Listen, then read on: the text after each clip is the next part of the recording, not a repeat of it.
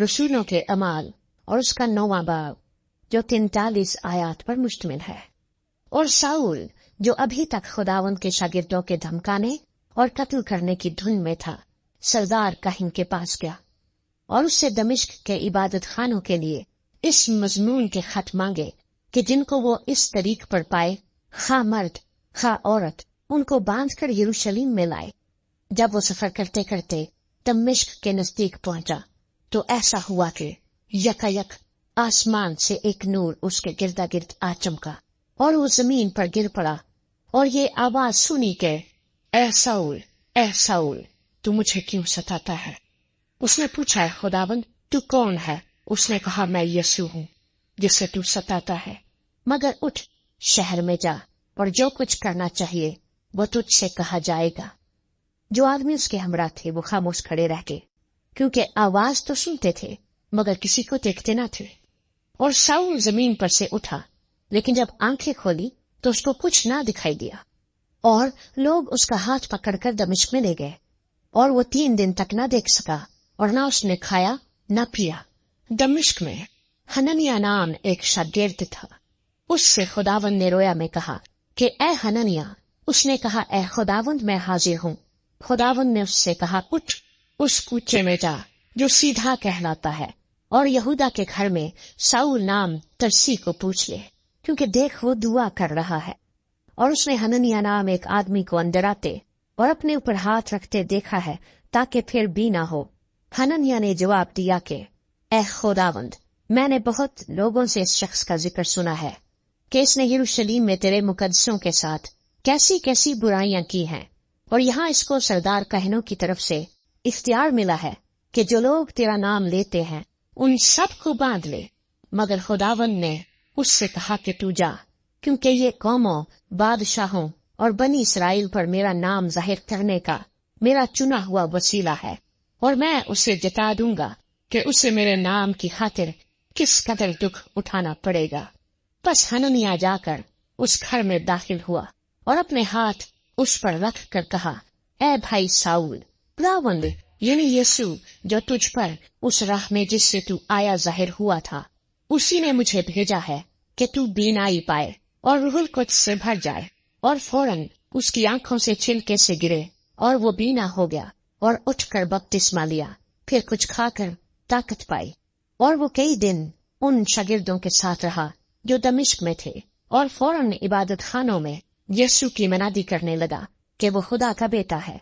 और सब सुनने वाले हैरान होकर कहने लगे, क्या ये वो शख्स नहीं है जो यरूशलेम में इस नाम के लेने वालों को तबाह करता था? और यहाँ भी इसीलिए आया था कि उनको बांधकर सरदार कहनों के पास ले जाए। लेकिन साउल को और भी कुव्वत हासिल होती गई और वो इस बात को साबित करके कि मसीह यही है, दमिश्क के रहने वाले यहूदियों को हैरत दिलाता रहा। और जब बहुत दिन गुजर गए तो यहूदियों ने उसे मार डालने का मशवरा किया, मगर उनकी साजिश साउल को मालूम हो गई। वो तो उसे मार डालने के लिए रात दिन दरवाजों पर लगे रहे, लेकिन रात को उसके शागिर्दों ने उसे लेकर टोकरे में बिठाया और दीवार पर से लटकाकर उतार दिया। उसने यरूशलेम में पहुंचकर शागिर्दों में मिल जाने की कोशिश की, और सब उससे डरते थे क्योंकि उनको यकीन न आता था कि ये शागिर्द है। मगर बरनबास ने उसे अपने साथ रसूलों के पास ले जाकर उनसे बयान किया कि इसने इस तरह राह में खुदावंद को देखा और उसने इससे बातें की, और उसने दमिश्क में कैसी दिलेरी के साथ यीशु के नाम से मुनादी की। बस वो यरूशलेम में उनके साथ आता जाता रहा और दिलेरी के साथ खुदावंद के नाम की मुनादी करता था, और यूनानी माइल यहूदियों के साथ गुफ्तगू और बहस भी करता था, मगर वो उसे मार डालने के दर पे थे। और भाइयों को जब ये मालूम हुआ तो उसे कैसरिया में ले गए और तरसुस को रवाना कर दिया। बस तमाम यहूदिया और गलील और सामरिया में कलीसिया को चैन हो गया और उसकी तरक्की होती गई, और वो खुदावंद के खौफ और रूहुल कुद्स की तसल्ली पर चलती और बढ़ती जाती थी। और ऐसा हुआ कि पतरस हर जगह फिरता हुआ उन मुकद्दसों के पास भी पहुंचा जो लुदा में रहते थे। वहां इनियास नाम एक मफलूज को पाया जो 8 वर्ष से चारपाई पर पड़ा था। पतरस ने उससे कहा, ए इनियास, यीशु मसीह तुझे शिफा देता है, उठ, आप अपना बिस्तर बिछा وہ فوراً اٹھ کھڑا ہوا۔ تب لدا اور شارون کے سب رہنے والے اسے دیکھ کر خداوند کی طرف رجوع آئے، اور یافا میں ایک شاگرد تھی تبیتا نام، جس کا ترجمہ ہرنی ہے۔ وہ بہت ہی نیک کام اور خیرات کیا کرتی تھی۔ انہی دنوں میں ایسا ہوا کہ وہ بیمار ہو کر مر گئی، اور اسے نہلا کر بالا خانے میں رکھ دیا۔ اور چونکہ لدا یافا کے نزدیک تھا، شاگردوں نے یہ سن کر کہ پترس وہاں ہے، 2 آدمی بھیجے اور اس سے درخواست کی کہ ہمارے پاس آنے میں دیر نہ کر۔ پترس اٹھ کر ان کے ساتھ ہو لیا۔ جب پہنچا تو اسے بالا خانے میں لے گئے، اور سب بیوائیں روتی ہوئی اس کے پاس آ کھڑی ہوئیں، اور جو کرتے اور کپڑے ہرنی نے ان کے ساتھ میں رہ کر بنائے تھے دکھانے لگی۔ پترس نے سب کو باہر کر دیا اور گھٹنے ٹیک کر دعا کی، پھر لاش کی طرف متوجہ ہو کر کہا، اے تبیتا اٹھ۔ بس اس نے آنکھیں کھول دی اور پترس کو دیکھ کر اٹھ بیٹھی۔